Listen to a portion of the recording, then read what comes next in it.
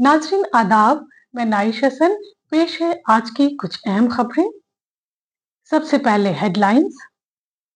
उत्तर प्रदेश के मुख्य निर्वाचन अधिकारी से मांगी गई रिपोर्ट।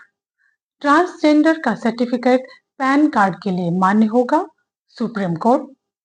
सुप्रीम कोर्ट ने कहा कि हम सरकार से सलाह लेकर कोई फैसला नहीं लिखते। अर्जुन पासी मामले में राहुल गांधी ने लिखी योगी आदित्यनाथ को चिट्ठी। लखनऊ में कार चोरों का आतंक। यूपी के सीएम ने जारी की नई डिजिटल मीडिया नीति, उठे सवाल। असम में मुस्लिम शादियों का जरूरी रजिस्ट्रेशन बिल पास हुआ। अब हम खबरों को देंगे थोड़ी तफसील। उत्तर प्रदेश के मुख्य निर्वाचन अधिकारी से मांगी गई रिपोर्ट। खबरों के मुताबिक केंद्रीय निर्वाचन आयोग ने सपा की शिकायतों पर संज्ञान लेते हुए यूपी के मुख्य निर्वाचन अधिकारी से राज्य में उपचुनाव से पहले कुछ समुदायों के अधिकारियों की पोस्टिंग में पक्षपात की शिकायत पर तफसीली रिपोर्ट मांगी है। आपको बता दें कि समाजवादी पार्टी के एक प्रतिनिधिमंडल ने आयोग से मुलाकात कर मुरादाबाद की कुंदर की विधानसभा सीट और कानपुर की सीसामऊ विधानसभा क्षेत्र के एलओ की पोस्टिंग में पक्षपात का आरोप लगाया था। ट्रांसजेंडर का सर्टिफिकेट पैन कार्ड के लिए मान्य होगा, ऐसा कहना है सुप्रीम कोर्ट का। सुप्रीम कोर्ट ने एक मामले में कहा कि ट्रांसजेंडर जनाधिकार संरक्षण अधिनियम 2019 के तहत जारी होने वाला पहचान प्रमाण पत्र पैन कार्ड आवेदन के लिए लीगल दस्तावेज माना जाएगा। कोर्ट ने आगे कहा कि हमने केंद्र सरकार से जवाब मांगा है। उन्होंने इससे जुड़ी अर्जी में उठाई गई सभी मांगों को मान लिया है। सरकार स्पष्टता लाने के लिए इसे नियमों में और आदेश में शामिल करने का विचार कर सकती है। सुप्रीम कोर्ट ने कहा कि हम सलाह करके सरकार से कोई फैसला नहीं लिखते। तेलंगाना सूबे के सदर रेवंत रेड्डी ने बीआरएस नेता के कविता को मिली जमानत पर सवाल उठा दिया है। उन्होंने कहा कि बीआरएस और बीजेपी में गुपचुप समझौता हो गया है, इसी वजह से के कविता को इतनी जल्दी जमानत मिल गई, जबकि मनीष सिसोदिया को 15 महीने के बाद जमानत मिली और अरविंद केजरीवाल को तो अब तक जमानत ही नहीं मिली है। कोर्ट ने कहा कि एक सूबे के जिम्मेदार मुख्यमंत्री का यह कैसा बयान है, इससे लोगों के मन में आशंका पैदा हो सकती है। सुप्रीम कोर्ट कैश फॉरवर्ड घोटाले से जुड़े केस को भोपाल ट्रांसफर करने वाली मांग की याचिका पर सुनवाई कर रहा था, जिसमें सीएम रेवंत रेड्डी आरोपित हैं। Justice B R. गवई की अध्यक्षता वाली बेंच ने रेड्डी की ओर से पेश वरिष्ठ वकील मुकुल रोहतगी से नाराज होते हुए कहा कि क्या आपने अखबार पढ़ा? अपने क्लाइंट की बातें सबसे पहले आप अखबार में पढ़िए। क्या एक जिम्मेदार मुख्यमंत्री को ऐसा बयान देना चाहिए? अदालत ने कहा कि अगर देश की सबसे बड़ी अदालत के लिए उनके मन में कोई सम्मान नहीं है, तो मुकदमे की सुनवाई कहीं और वो चलवा सकते हैं। अर्जुन पासी मामले में राहुल ने लिखी योगी आदित्यनाथ को चिट्ठी। लोकसभा नेता प्रतिपक्ष और रायबरेली के सांसद राहुल गांधी ने सीएम योगी आदित्यनाथ को अर्जुन पासी हत्याकांड मामले में चिट्ठी लिखी है। उन्होंने कहा कि मुख्य आरोपी को राजनीतिक संरक्षण मिला हुआ है, जिससे वो गिरफ्तार नहीं किया जा रहा है। राहुल ने मांग की कि आरोपी को तत्काल गिरफ्तार किया जाए ताकि पीड़ितों को इंसाफ मिल सके। लखनऊ में कार चोरों का आतंक। उत्तर प्रदेश की राजधानी लखनऊ में इन दिनों कार चोरों का आतंक है। घर के बाहर खड़ी गाड़ियां भी महफूज नहीं हैं। चोर उन गाड़ियों पर अपनी निगाह लगाए हुए हैं।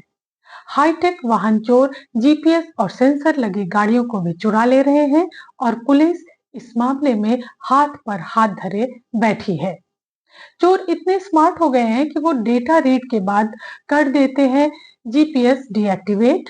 कंप्यूटर की कम जानकारी रखने वालों को आमतौर पर चोर मैजेस्टिक डेटा रीडर से उनका डेटा डाउनलोड कर ले जाते हैं और उनकी डुप्लीकेट चाबी बनवाकर या उसका रिमोट बनवाकर कर लेते हैं उनकी गाड़ियां चोरी। दूसरी ओर चोर लैपटॉप साथ लेकर घूमते हैं, मौके पर ही डेटा रीड करने के साथ ही उसे ब्रेक कर लेते हैं। तो जीपीएस सिस्टम भी डीएक्टिवेट कर देते हैं। रामराज में हर महीने औसतन 4 लग्जरी गाड़ियां चोरी हो रही हैं। यूपी के सीएम ने जारी की नई डिजिटल मीडिया नीति, उठे सवाल। उत्तर प्रदेश ने एक नई डिजिटल मीडिया नीति का मसौदा तैयार किया है, जिसके तहत किसी भी आपत्तिजनक सामग्री को ऑनलाइन डालने पर कानूनी कार्यवाही का प्रावधान है।